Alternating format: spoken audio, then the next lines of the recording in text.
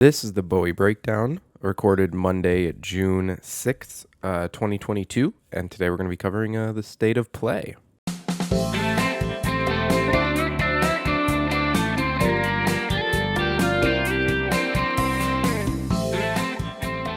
Okay, hello, everybody. This is strange. I did like this thing on my main channel, like way back, like 2 years ago at this point. And it was interesting because I got to talk about just generally stuff I wanted to talk about. The first episode was like right after Game Awards. I think the second episode I had my friend Harrison on. We talked about Star Wars. I don't think I ever did a third. Actually, I think I did do a third, and I talked about all the Resident Evil games, because if you didn't know, I played all the Resident Evil games back to back within the span of like a couple months, and I have that on my main channel. So first of all, if you're coming here, you don't know about my main channel, please, I'll have a link in the description to that. Please go hop on over to that. I'm doing a lot more work on that right now. Currently, I have the third generation of video games well into production. I'm working on the script on that. And then the second Resident Evil videos is in the editing bay currently. Anyways, I know most of the new people don't care about that. So what is the point of this whole thing? Well, I don't know. I'm just here to put my input on some stuff because I feel like, I've been part of this community for decades at this point. So I want to kind of put my voice out there because I feel like I have some opinions maybe some people agree with, some people disagree with.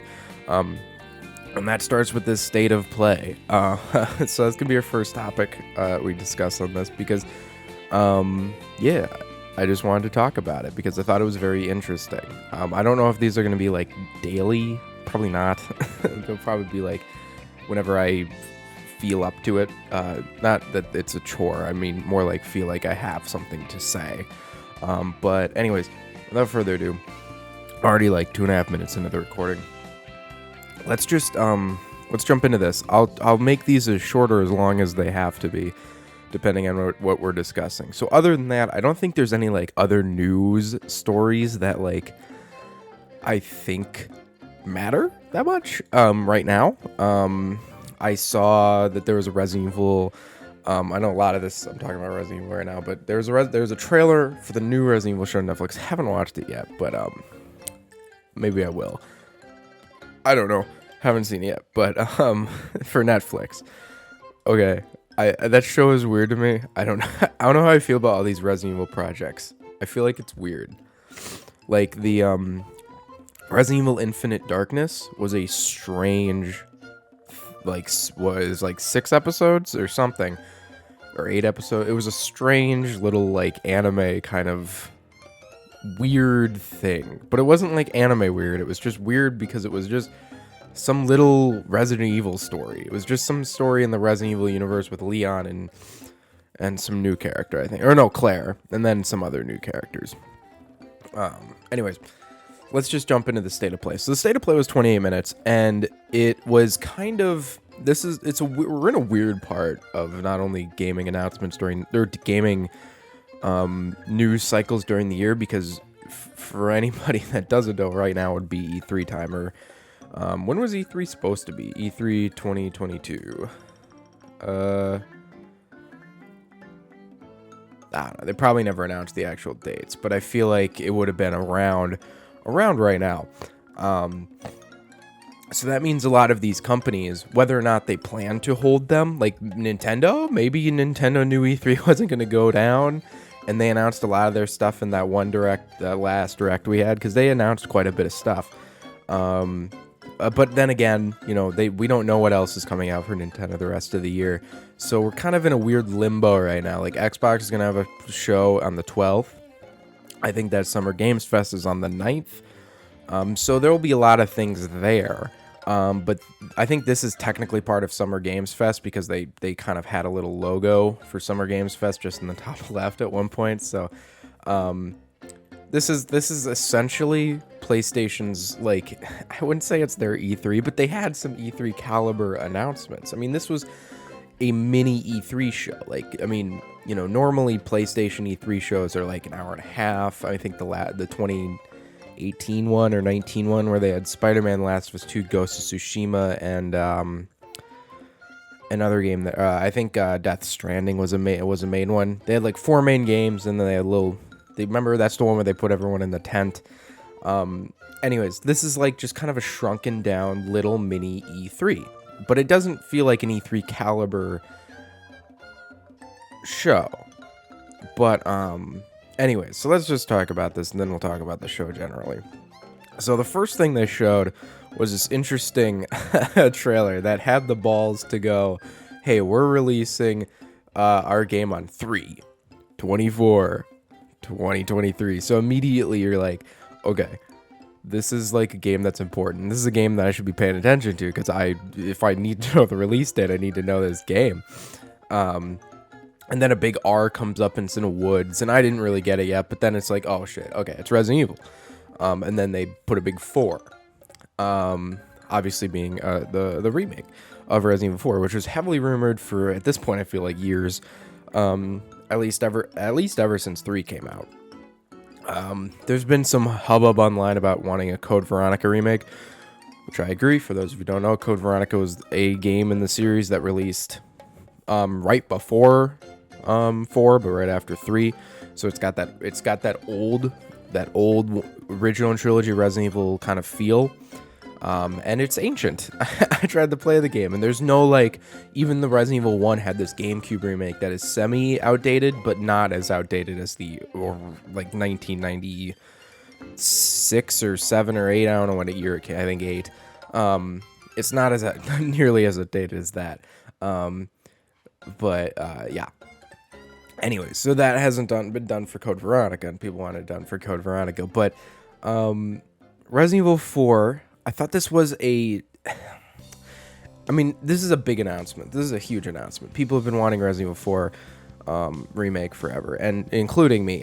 For those of you who don't know, I dislike Resident Evil 4 immensely. I think it's not my least favorite in the series. I think that honor would probably go to 6 or maybe 0.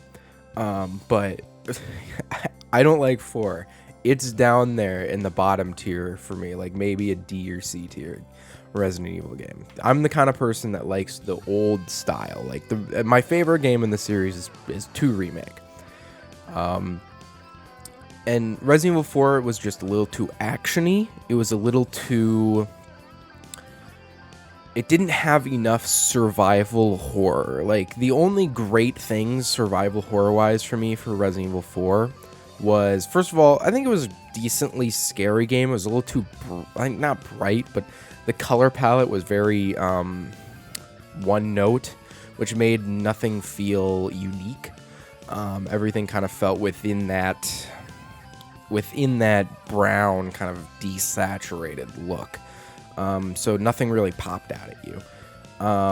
And I think the enemies were meh, because most of the times it was a very linear game. You could just go through a hallway and skip a lot of enemies. But then, there's some rooms where you were required to beat a horde of zombies, which to me isn't Resident Evil, right? To me, the whole game of Resident Evil should be kind of you deciding what zombies to take down, not playing a 4-story segment where you have to keep Ashley safe from the zombies.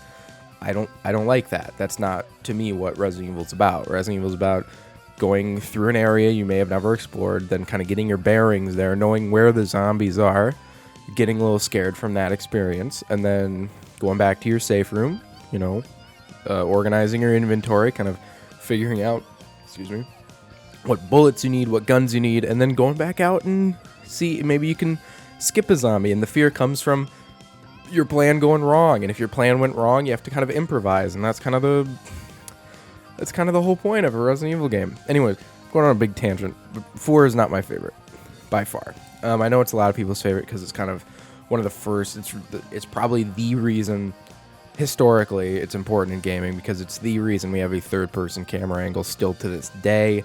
And it did a lot. It did move the Resident Evil series forward. I will give it that. I liked 5. 6 was bad. And, I think without 4, we wouldn't have... I don't think 8 would be as interesting as it was.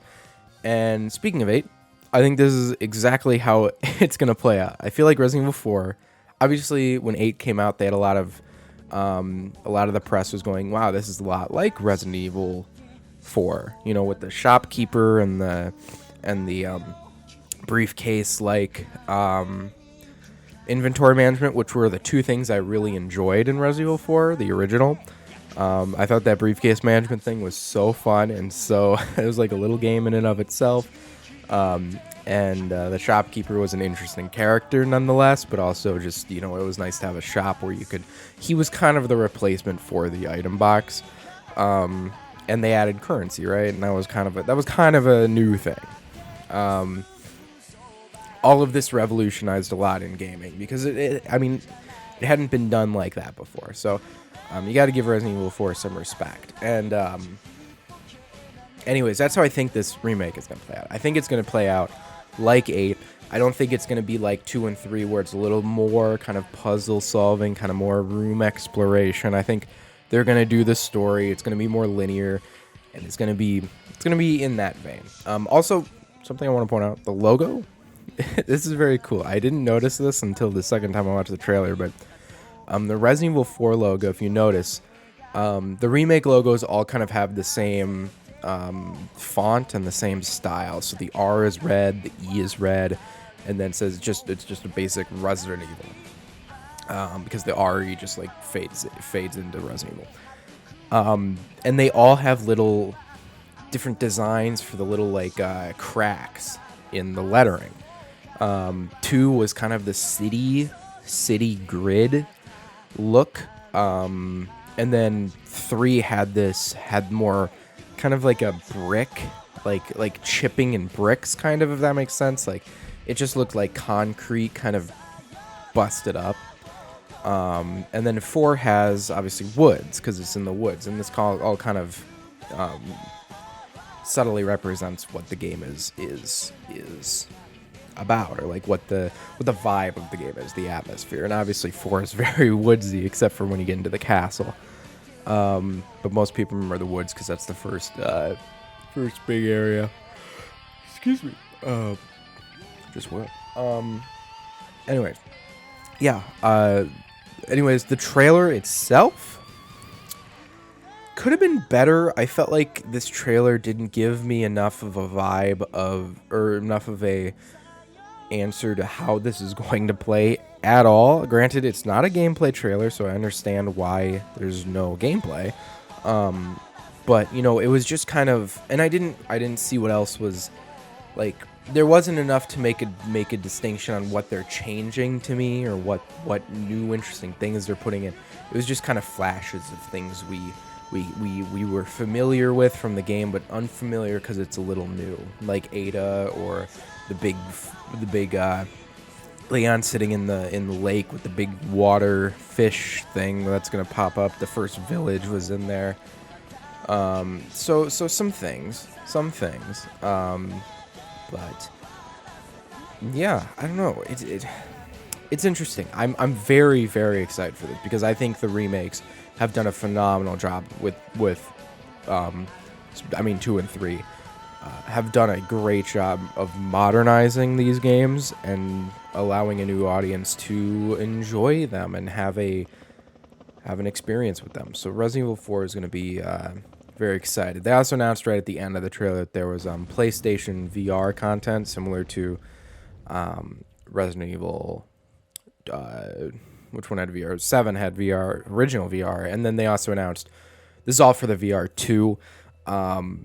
Resident Evil Village is getting VR 2 support, and they did this. Of course, they did this with Lady Dimitrescu, the first scene with the big PlayStation VR 2, and then it was they basically just played part of the Lady Dimitrescu and her witch daughters scene, so they know what they're doing.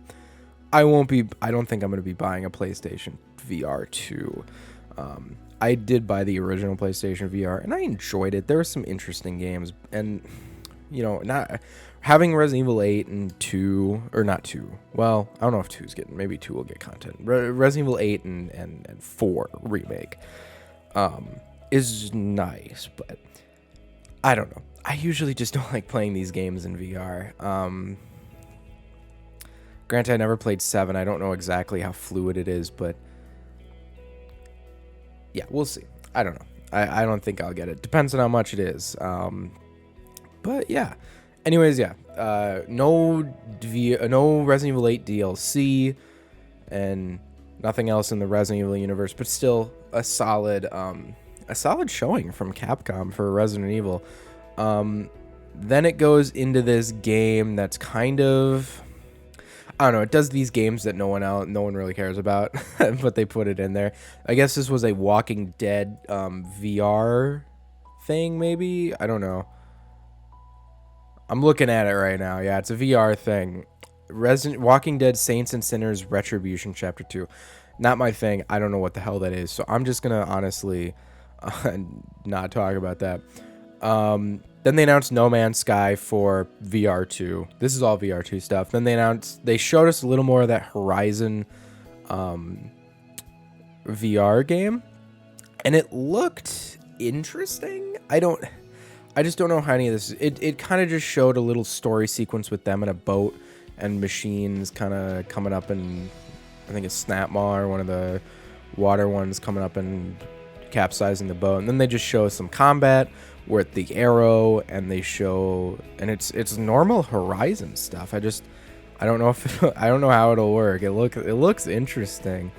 But knowing VR stuff, I feel like all this takes part in like a little area, because it all looks like little battle arenas that you're just going to fight the different monsters in. I don't think it's necessarily a big story experience that will be important in the Horizon lore at all. So I don't think you're going to be missing out on anything. But I do like this. It looks interesting. I've been playing Zero Dawn again, and it is a fantastic game. I started it way back a long time ago, like when I first got my PS4. But now I am playing it again. I'm really enjoying it. I didn't enjoy it the first time. I probably got like 4 or 5 hours into it. Now I'm probably 20, 30 hours into it. I'm enjoying it. Maybe not that much. Maybe like 15, 20. I don't know. It's a lot. And then they announced some new stuff for Forbidden West. Haven't played it, but it's just some free DLC, just some like extra content, like new performance mode and a new difficulty and some trophies and stuff, just some general stuff that doesn't matter too much. Then they announced Spider-Man on PC. Yeah, that was Spider-Man Remastered. Not Miles Morales is not in this, but well, I don't think it would be because that's too new. But you know, Sony's putting their games on PC. Initially, I'm like, why would you do that? That's kind of stupid. But then I'm like, you know what? No, it's not. They're gonna make so much money. Anyone who's wanted to play Spider-Man, it came out like 4 years ago. That's the reason I bought a PS4 was to play that game. So I'm an idiot. So people on PC who don't want to buy a PS4 probably won't buy one or haven't bought one or never will. And same with similar with PS5. So, you know, I don't think this is necessarily a terrible thing to do, and it's allowing these games to be played by more people. I'm glad more people get to experience God of War, not Call of Duty, Horizon. I think Days Gone is on there. Spider-Man, I want to say, I don't know if Ghost of Tsushima is on there. Someone tell me if Ghost of Tsushima is on there. Then they showed the game that I'm most excited for from this thing. I'm joking. I'm probably most excited for Resident Evil 4 or Final Fantasy, but good God. Ever since they announced this at the PlayStation 5 reveal event, it's called Stray. It's about they didn't show too much gameplay at all. Just a lot of like the cat, like this is about a stray cat who is just moving around this interesting kind of futuristic kind of tight little like Asian town. And it looks unique, it looks interesting. And it just looks cute. You're just playing as a cat, and then they show some of these like robots that like are in there, and they, like some dialogue. It's strange. I don't know what the hell it is, but I really want to play it. And it's just like it doesn't look like my thing. It looks like a lot of climbing and moving around, and then a lot of dialogue, and then a lot of stealth, because they show like these robots patrolling some area, and he has to get into a box to them see him. And I don't think there's necessarily any combat. It looks like they're just running from everything, but that's not great. But I just love the idea of playing as a stray cat. That's just fun as shit. And July 19th is when that comes out for PS5 and PS4. But they announced a very interesting thing, which I took note. This game is going to be, from what I understand, available day one in the game catalog, whatever the fuck that is, for their new PS Plus thing. I think it's, well, let me quickly. Extra cost when it launches next month. PlayStation Plus Extra members and higher can download Okay, that's interesting. PlayStation Plus Extra and higher members. So that includes the whatever's above that. I don't know. I haven't looked into this PlayStation Plus too much because I'm not subscribing to it because it's just not as interesting to me. But this is a way that it is now interesting to me because I'm like, oh, well, if I could just upgrade, because I'm already going to subscribe to PS Plus. If this game is going to be like $40, hey, maybe I'll just get the PS Plus and get access to a lot of these other games, and maybe there'll be more games like this that are coming out. Very, very cool. I really like that. If they can do more things like this, PS Plus will be a more viable competitor to Game Pass. I don't think it'll overtake it at all, but unless they really change something, because, you know, Sony has the first-party exclusives that they could put on this service, a Game Pass-like service, to kick at Microsoft's ass, right? I mean, we all know that for Sony, first-party games are way more popular and interesting to a lot more people than Xbox exclusives. You know, Spider-Man is more interesting to more people than Halo is. I mean, I don't know what the sales numbers are, but I'd presume Halo Infinite and Spider-Man sold two very different things. I understand Halo Infinite was with Game Pass, but that's the whole point, right? Microsoft is getting people who would be like, well, maybe, you know what, I would buy this game if it was on Game Pass, and, you know, I can get Forza, and I can get, you know, all these indie games that just come out for it, and, you know, not to mention any Bethesda game that's old or new, and then hundreds of other games that are just in this catalog. So if Sony can start doing that, I know they're not putting their first-party games in. I think that is a calculated risk. It might pay off for them if they do more stuff like this. But yeah, I'm half and half with this. I really like that they're putting Stray on this, because it's more for people like me who previously said, not unless they do something major, this service is not for me. Given that now they seem to kind of be doing that, I think they need to do more like that. There's no other games like that were in this PlayStation, that had this little PlayStation Plus addendum. But I wish there were. Okay, moving on. They showed this space horror game. I've heard of this before, but I didn't care because, you know, this looks like kind of like a Dead Space spiritual successor kind of thing, even though Dead Space is doing a remake. It's called the Callisto Protocol. It comes out December 2nd of this year. And it looks like a horror game in space. Cool. Not necessarily my thing. I don't think I've played many of these. I haven't played Dead Space. I know what it is, though. I think the only space kind of game like this I played would be Alien Isolation, but anyways, I don't know. We'll see.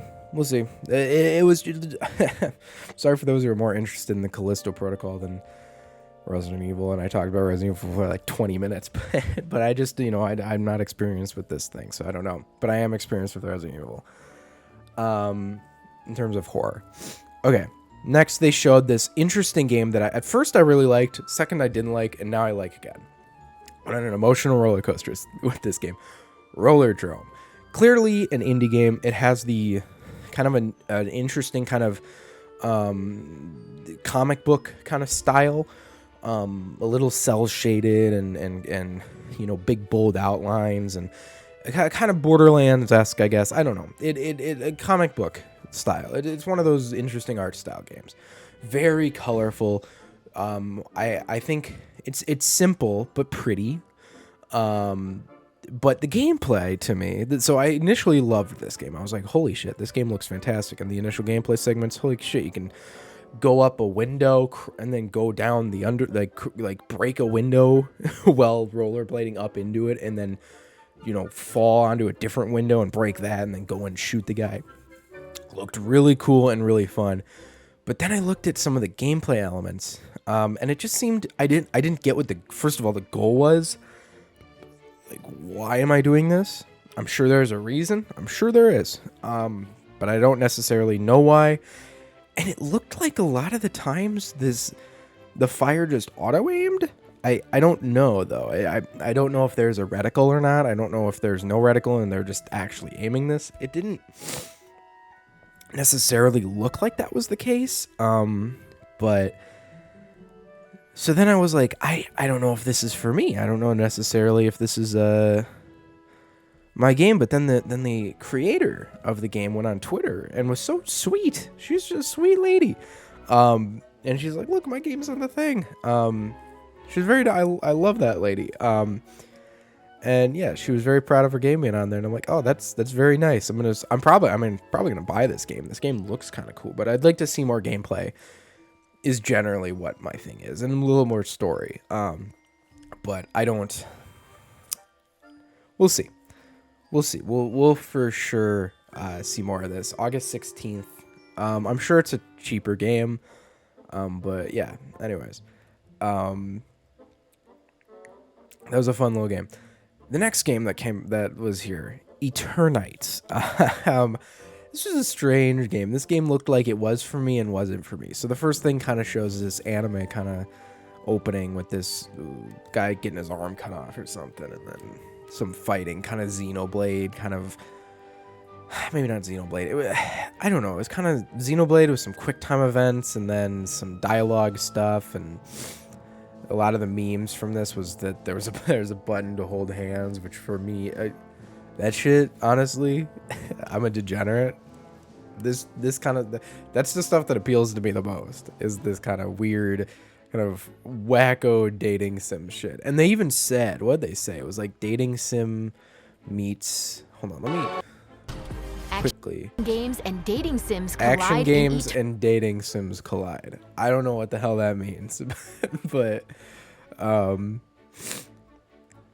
mean, that's kind of like Persona. I mean, obviously any game with an anime art style any like weird kind of anime art style RPG is always compared to Persona or Xenoblade. But this looked interesting. I'd have to see more of it to really gauge, and I definitely wouldn't. This is the game I would.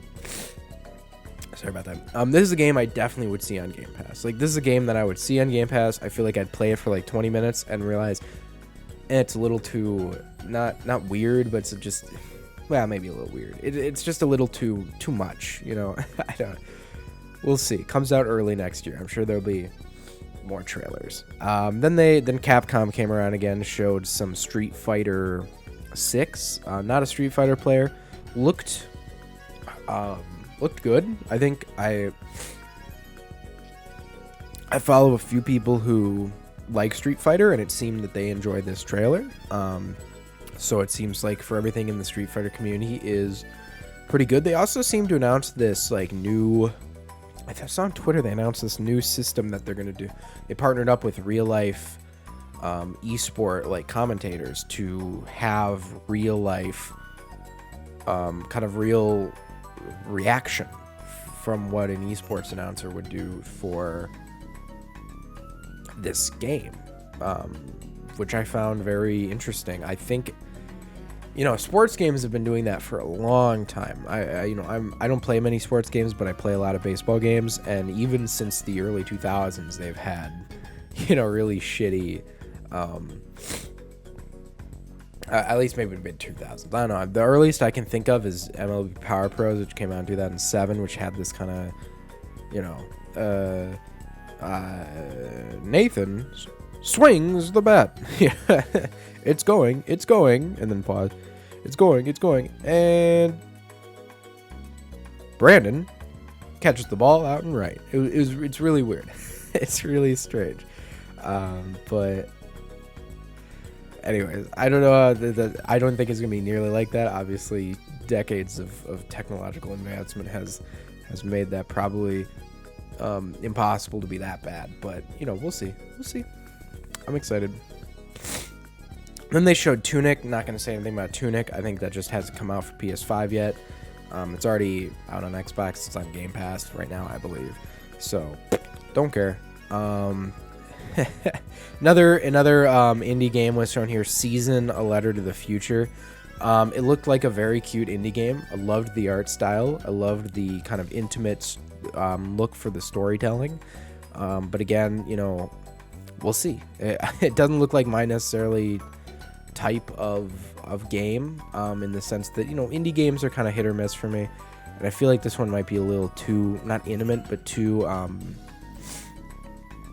story driven, a little too abstract. I don't know how much gameplay there is, because gameplay really wasn't showed. She showed some biking, walking through a field, you know, taking pictures. There's some things, there's some gameplay, but I didn't see like the point of it. Maybe it's a photography game. I don't know. I didn't really pay close attention to this trailer, I'm gonna be honest. Because next trailer, Final Fantasy XVI. First they had the producer of the game, come on, Naoki Yoshida. I don't know if that's how you pronounce it, Naoki, but Naoki, whatever the hell. He says, we're very excited to show our trailer, and then we're gonna show some more stuff as the time comes. We're gonna be doing interviews with the media, he said. So yeah, check out the trailer. Trailer looked, first of all, first trailer for Final Fantasy 16 was okay. It wasn't great. It wasn't bad. It was fine. This trailer it was fine because we knew it was a long way away. We knew this game was not coming out for ever, because it came out, I don't remember when, probably 2020, right? I think it was announced at the PS5 reveal event, but I could be wrong about that. So it's a couple years later than that. Now we have this trailer. This one is good. This one's a better trailer. I think it's in that same vein, though. I think we know, okay, there's still time on this game. There's still a year. It was supposed to come out, I believe, this year, and now we know it's coming out summer 2023, which is fine with me. It seemed like it needed that work, and I'm glad they're deciding to. Final Fantasy games usually get that level of polish. Final Fantasy 15 was delayed God knows how many times. But if it means it's going to be polished, at least as the Royal Edition of Final Fantasy 15 was, that's fine with me. Because the original edition is not that great, but the Royal Edition is much better and adds a lot of good stuff. But this trailer, you know, again, I don't think this trailer gave me enough hard details about gameplay. It showed a lot of gameplay segments, and if you're looking at the HUD and trying to figure out what the hell's going on, you probably could. But you know, there's some complex gameplay systems in Final Fantasy games, especially the action games like 15, and looking what 16 is going to be. And it's kind of hard to tell. There's also, I don't know. There's too much going on. It was so disjointed. I didn't know what the hell the story was. It seemed like there's this like bad dude in some bad kingdom. There's like a lot of summons, and it looked like you were battling as a summon, which looks like it's this new kind of system. Because every time I think the player was playing as Ifrit. Maybe not. Maybe I missed that. I don't know. But it looked like there was actually like battles as a summon with summons. Not just summons coming in and fucking the shit up. Although I think there was some of that there as well. But we'll see. Anyways, I can't be 100% sure on any of this.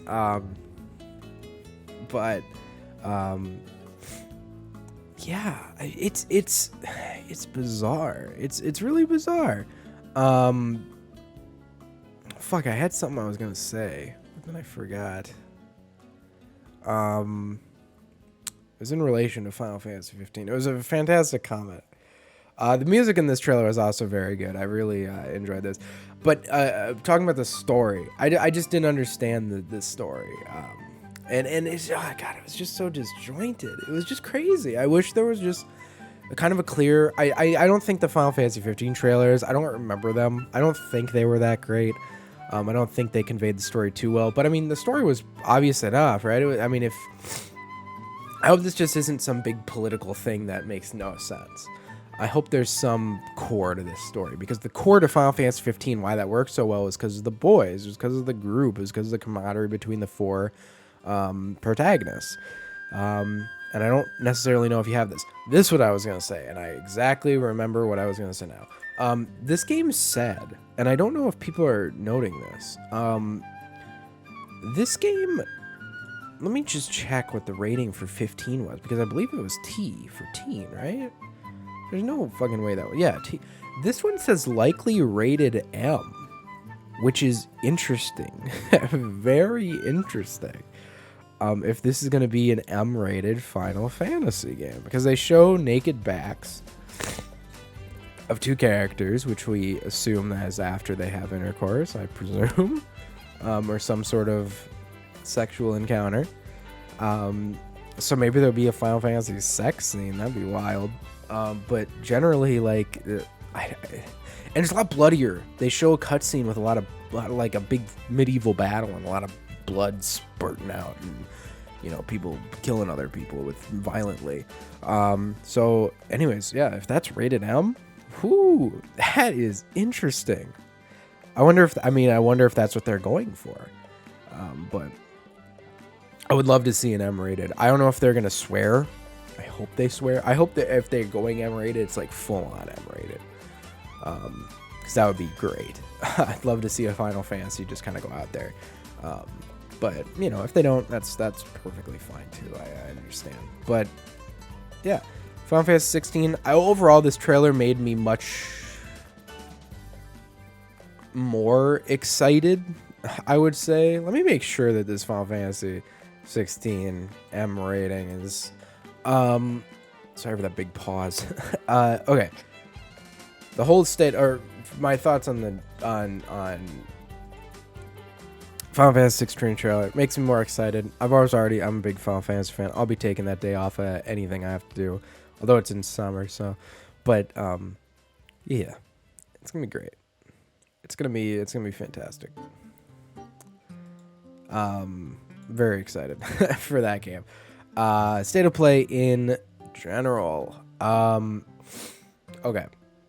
Well, first of all, as it relates to the other showcases this in this month, I think it's going to be the least newsworthy. I mean, in terms of game announcements, again, Resident Evil 4 Remake, giant. Final Fantasy 16 trailer, pretty big. You know, but other than that,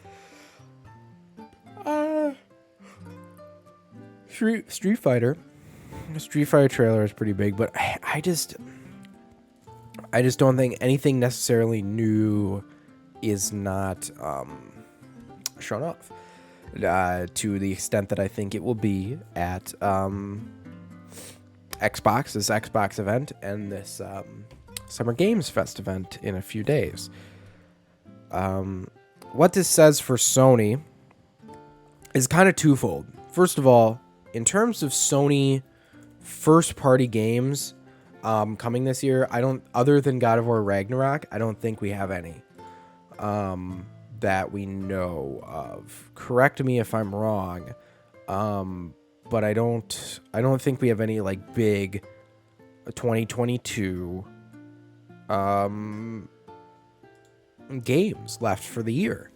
And I feel like this kind of cements that. I mean, you know, I think there was some rumors, not about this because this specifically said our third party partners. So I wonder if they're going to do something for first party studios. But, you know, I think there was a rumor that said The Last of Us remake is coming out by the end of the year.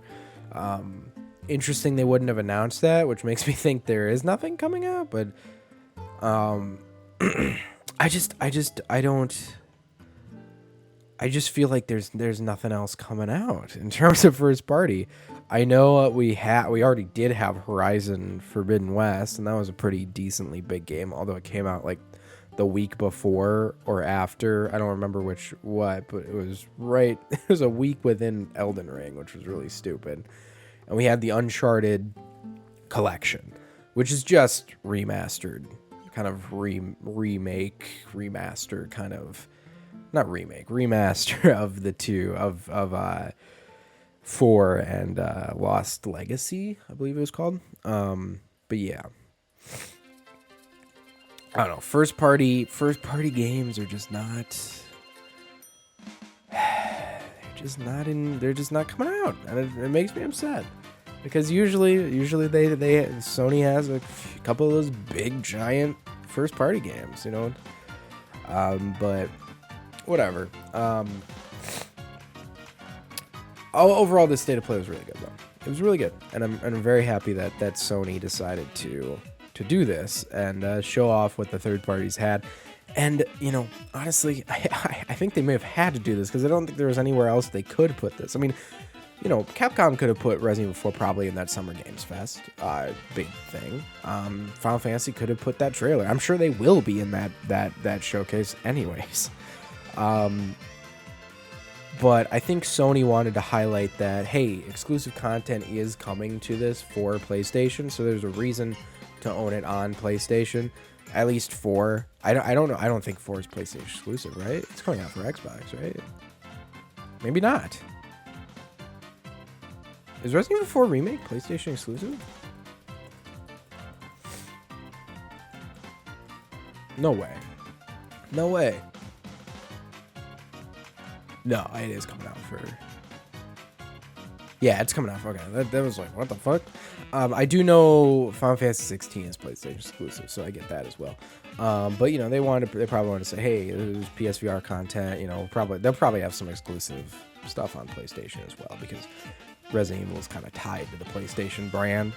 At least to me, those original games come out on the PlayStation before anything else, and you know, PlayStation kind of, even though 4 was a GameCube exclusive. But whatever. We'll forget that Nintendo had the exclusive rights to some games, to some Resident Evil games, and the biggest Resident Evil game of all time was exclusive on a Nintendo console for a while there. Anyways, that's just a weird aside. But yeah, in terms of Summer Games Fest and Microsoft, I don't know what to expect from those. Specifically, Microsoft seems weird because they already announced that Starfield and Redfall have been delayed. So, excuse me, sorry. That begs the question, are we going to see them? Are we going to see gameplay? And I feel like we will, even though like they'll probably announce a window like summer 2023 or winter 2023 or something. But, you know, you never know. It's always such a weird thing with all these things. And then State of Play seems like the all around.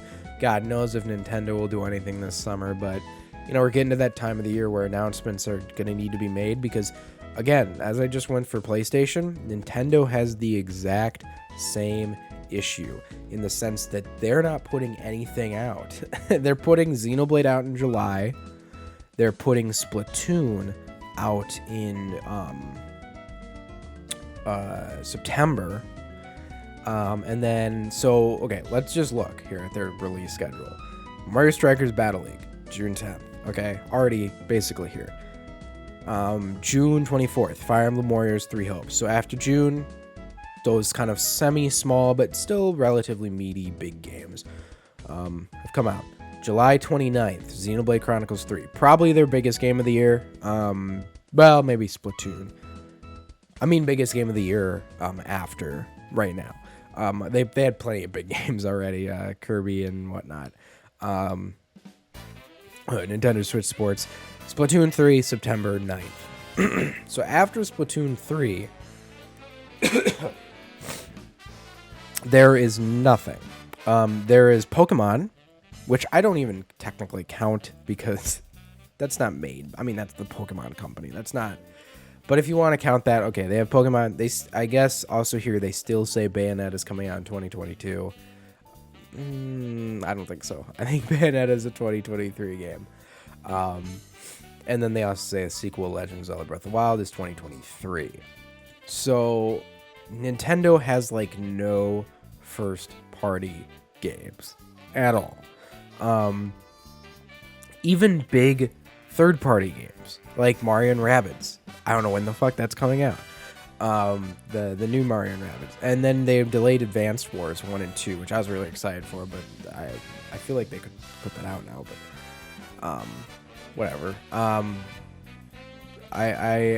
They delayed it because of the whole Ukraine thing. So we'll see. We'll see when that comes out. I guess it's just a matter of when. Yeah, we have no clue. We have no fucking clue what the hell is gonna happen with Nintendo. It's just weird. They have nothing. They have absolutely nothing. I mean, they have something, but after the summer months, they have nothing for winter that's really their own. They're a Nintendo game. Because again, Pokemon, I mean, it's core to Nintendo, but maybe I'm just saying that because I don't like Pokemon, but, you know, it's a Pokemon game. It has a very specific audience, and it's Pokemon. Bayonetta, it's more a Platinum game than I would say a Nintendo game, but I don't think that's coming out, so. Anyways, well, we'll see what these companies do, but these companies are starting to kind of get a little weird, and a lot of these games 2022 seems to be like this really weird year where everything's getting delayed out of it. If you look at the games that were supposed to come out at this year, off the top of my head I can list Final Fantasy 16, Redfall, Starfield, Breath of the Wild 2. That's all I can name off the top of my head. Also, let me be frank here. God of War Ragnarok, I feel like we haven't seen anything for that. Like, I feel like we have seen nothing. But I think they're pretty adamant about that coming out this year, so I think it will.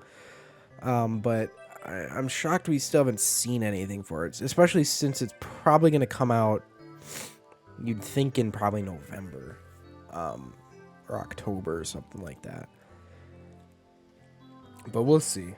But yeah, I mean, it feels like a lot of games are getting delayed out of this year. Bayonetta 3 will probably be added to that list. I wouldn't be surprised if a lot of games that were announced for next year that haven't been announced were initially going to come out this year. Resident Evil 4 probably was going to come out this year. Maybe not. I don't know. You can't be sure, but it's just interesting. It's interesting. And we have nothing for barely any of these companies for the end of this year. So it seems either A, third-party partners are going to have to come through, or there's just a lot of first-party games that haven't been announced yet. Or at least a few. Basically something for Nintendo and something for Xbox or / Bethesda. Sony has God of War Ragnarok. But, you know, we'll see how long that holds. But yeah. Anyways, that was all the state of play commentary I could possibly make. Another segment I was going to do on this show is just talk about what I've been watching, what I've been seeing. And I've been watching this new thing. Okay. It's kind of an aside. People who don't care about this, I understand. Don't. I probably put timestamps in this. Skip around. Been watching. So, excuse me. Let me clear my nose. I'm sorry about this. I've been watching a lot of different interesting television shows recently. And The Bachelor is something I really love. Okay, I love that show. I love that program. It's one of my favorite shows out there. It's hilarious. It's bizarre. It's absolutely fascinating to watch how 30 women / men interact with each other when they're all fighting over one person of the opposite sex. Now Bachelor is doing this thing where they're doing 2 women. It's Bachelorette, but it's 2 women, and I don't know how many men. I'm probably the same amount, so like 30 men. But I don't... Anyways, I don't like any of that. And it got me thinking, The Bachelorette and Bachelor are changing a lot of things. Obviously, this is the first time this has happened. This is a new thing, and God knows what kind of drama is going to come out. And that's exciting for this. But also, I feel like Bachelor is dead. And I want to make a big video about this, but I think we've been spoiled with dating shows, especially in COVID. There's like this surge in dating shows, if you remember, on streaming. I remember Netflix, that was a time Love is Blind came out, and that was a big hit. Love is Blind came out, and people were like, hey, I like Love is Blind. It's an interesting... You've got a lot of these interesting premises. You know, Love Island, same kind of deal there. There's one on HBO called Match called F-Boy Island, meaning Fuck Boy Island. There's one on, what was the other one that I was gonna bring up? Oh, there's Too Hot to Handle, which is, and all of these have interesting premises. You know, Too Hot to Handle is about, you know, you get these really attractive people. I don't know, probably like 5 men, 5 women, something like that. Get these really attractive, really hot people, and horny people, slutty people. They come in to this one big house, and they can't do anything. Like they're forbidden to do anything sexual / romantic. I don't know if they can like hold hands or something or whatever, but you know, they can't kiss, they can't, God forbid, have sex. And they have this big, like, I think it's $1 million or something. They have this big money pile, where every time they do something, they come back at the end of the day, and the person says, okay, this happened, so I'm deducting this amount of money. But they don't tell people who did what. I think they say what happened and how much money is left, or how much money is they're deducting and how much money is left. And there's drama there. But I didn't watch this whole thing. I watched like 3 episodes because I feel like it was a stupid... It was kind of... I just don't like watching slutty people. I know a lot of people do, but I just don't like watching people... I don't know, it's just weird. It's really strange. But what I want to say is I feel like the audience for the specific such a mainstream Bachelor show is being segmented. I feel like the people who get that slutty kind of reaction out of a Bachelor and like that kind of stuff and like the intense drama and the just kind of vicariously watching these people have those shows to come out, and they're much more interesting premises. Like, that's a more interesting premise than 30 dudes date 1 chick, or vice versa. And then I feel like for the people like me who kind of want a more romantically inclined show, kind of a more deep dive, more intimate experience, I've been watching Terrace House, which is a fantastic show. I've never heard of it. It's a Japanese show. And the Japanese and the Asian markets have a lot of these interesting shows. They have one called like Love Wagon or something where they essentially, it's just a big field trip and people just fall in love. They have one called Falling in Love, like a romantic drama where they have these 2 actors perform like this romantic scene for like a drama, and that then like follows them, I believe, and they see if there's any actual chemistry birthed from that artificial chemistry. But Terrace House is a very simple premise, kind of Love Island. It's essentially 3 guys, 3 girls, and they're put into this house, and each season has a new house and a new location. Most of them are in Tokyo.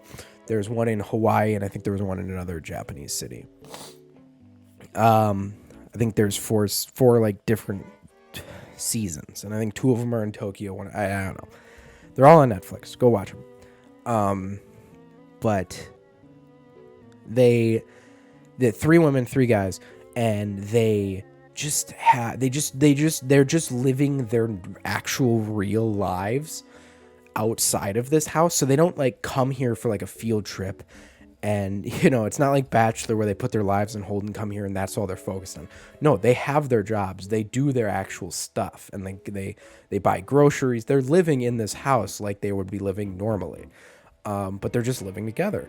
And from that is birthed a lot of genuine, interesting romances, and to the point that I watched it. I think the first 14 episodes of the first season of this show. There wasn't a single kiss until like 14 episodes in. Each episode is like 30 minutes. That is shocking. And it's shocking that I cared that much before that happened. But it's serious. It's like these, and I think the culture is a little different too. So people are a little more respectful. And I don't think there's drama, but it's definitely more subtle. And you have to kind of watch it with that lens. And it's very fascinating to watch from beginning to end. And these shows just like, this show it deep dives into each of these people and just get to know them really well and get to care for who they end up with. And the best part of this show is they have a panel, and after like probably 15 minutes of the regular show goes by, they cut to this panel to talk for 5 minutes, and the panel is this group, and they're perfect. They're just perfectly like matched. Like I think there's like 6 of them. And each person has their own personality. I'll go through them just very quickly.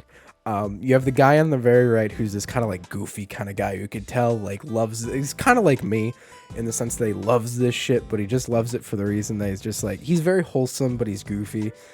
And then you have the guy next to him who doesn't really talk much, but when he does say something, it's really profound. But he's really young, but he doesn't talk too much. Then you have this like young girl who's kind of like the main host who gives all the information, but she's always embarrassed when someone makes an innuendo. So she's kind of cute, has that kind of interaction. Then you have like the old lady who's been there like the longest or something, or who has that kind of elderly kind of perspective, but she's also a troublemaker. She likes to get the boys to kind of get rowdy, and she participates in that, but then comforts the other lady who gets all triggered and kind of pissed, or not pissed, but embarrassed.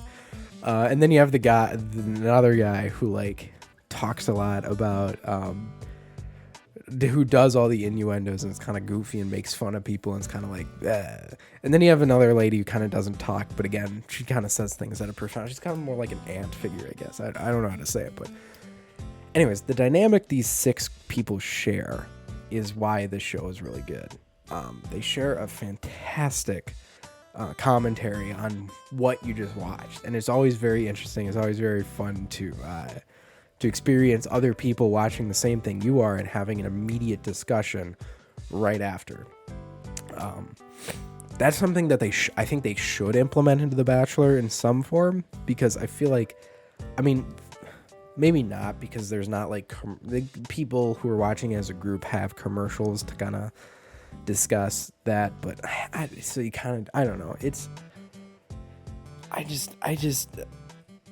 I like how this show works, and it's long. It's a long show. And people will leave, not because they're pissed, just because maybe they just didn't find what they're looking for, or their time is up. I think they have like 6 weeks or so. I don't know if there's a hard limit. And then new people come in, one person will leave and the new people come in, and then eventually you get kind of a whole new cast by the end of the whole thing. And it's intimate. Again, 6 people, you really get to know these people, especially the first batch of people.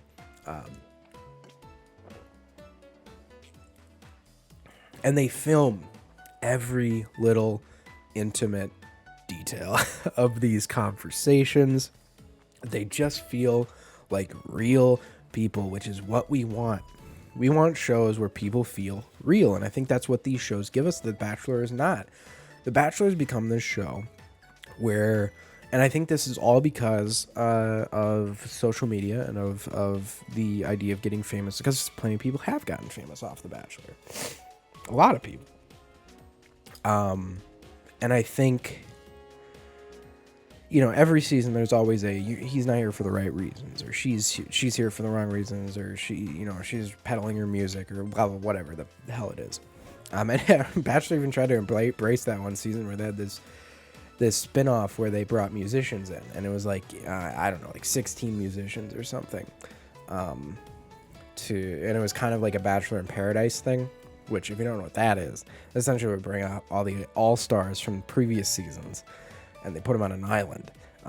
And it's just a free for all, which is the most entertaining part, the most entertaining Bachelor thing, but it's also the sluttiest, but it's also the most bizarre. I feel like, but what I'm saying is, I feel like a lot of these people end up being caricatures, and they don't feel like they're real people. Whereas these other shows, Love Is Blind, Terrace House, all these other shows that are a lot more intimate. I'm sure there's more that I'm not saying, but they give an audience more of a I don't want to say relatability, but they give more of a reason to watch these people, because you legitimately just see humans being humans and having melodrama that isn't like catfighting or isn't like really stupid shit, really manufactured stuff. I know Terrace House has had accusations that it's scripted. I'm sure at some points it is, and I'm sure they kind of guide the dates and the people saying, hey, maybe you should go over here. Maybe they do that kind of stuff. But if I don't know they're doing that, I don't care. I will suspend my disbelief there. But The Bachelor has just gotten far too manufactured, and I don't know if this two-lady thing is enough to save them. But we'll see. We'll see how it turns out. Terrace House, again, has subtitles as a Japanese thing, and it was birthed from my enjoyment of anime. So all of those may be reasons not to watch it. But it's very fascinating. It's just fun. I'm watching the Hawaii one currently, and I'll tell you if anything happens. But I have only gotten through the first episode. But I've seen a few. I've never been able to finish a season, but I've watched a lot of the show. Which kind of sucks, but also doesn't really matter, because it's not like the seasons have a logical progression. Like, people leave and people come in, and it's kind of a rotating cast, so it's not necessarily like it's one story. It's many different stories that collide. But this Hawaii one's very good. I love Hawaii, and it's interesting because they also kind of bring up the perspective of that they don't bring up in these other ones. I mean, rarely. In the first season, there's the first new guy that comes in after someone leaves, I believe. He is Hawaiian. He's from Hawaii, but I think he's half Japanese or something, and Hawaii is very Japanese friendly. But in this season, so there's a lot of talk about his ethnicity and nationality and race. And it's very interesting to perspective, and that's what this show is mainly focused. Like, there's a half American, half Japanese, I think half Chinese, half American, and then half like there's a lot of people who are of mixed origin, which is cool. And they kind of talk about that, and we'll see if it makes a big deal. I don't think it will, but it's fascinating, and it brings in. I like how they went to Hawaii because it brought in a different perspective and a different kind of group of people that maybe would be a little different. I mean, they say in the thing, they're American women. I think pretty much all of them so far are from Hawaii. So they're more tied to the American way of living, in the sense of like personality wise. And how they interact. And they even say, the men say, hey, yeah, these women are kind of a little more assertive. They're a little more, not demanding, but more assertive. And more knowing what they want. So they kind of talk about that. And it's interesting. Anyway, interesting perspective. I enjoy those. I enjoy the program. Other than that, I have nothing else to say. This thing's already kind of gone on too long. I went on a state of play tangents and a lot of Bachelor tangents there, but I would say I'd recommend Terrace House for sure. If any of that sounds interesting. Terrace House is a really, really, really good kind of a romance show, and the romances blossom naturally. And they're even more. I'm sorry, I'm going on a tangent, but Japanese people, at least in the shows, these Japanese kind of thing people are much less. They take more time. They like take more time before they get into anything physical. They just take a lot of time to get to know the person and get to experience what they want. And I love that. I absolutely love that. I think that's why Terrace House is a fantastic perspective into these dating shows, and I hope more dating shows like that pop up, and I'm sure they will. But yeah, I don't think I have any more dating shows to bring up. That was a really long tangent. If you enjoy PlayStation and dating shows, damn, this is the program for you. Anyways, I don't think I have anything else to say. I hope you enjoyed. We'll be doing this every so often. Again, I said I don't think this will be every day. I'm just gonna do this when I feel like not when I can, but when I have something to say. But I did have something to say about the state of play and all this stuff. So we'll see. And this was an hour. So if you enjoyed putting this on in the background, please give it a like, I guess, and subscribe. Subscribe to the main channel though first. Do that that's more important. Do that because I got a lot of cool videos coming out on that one, and I like all those videos. I think I have a pretty decent back. I only have like 5 videos. I'll admit, it's not the greatest YouTube channel you'll ever see in your life, but each of those 5 videos I think has its own quirks and fun little things. So yeah, I hope you go check it out.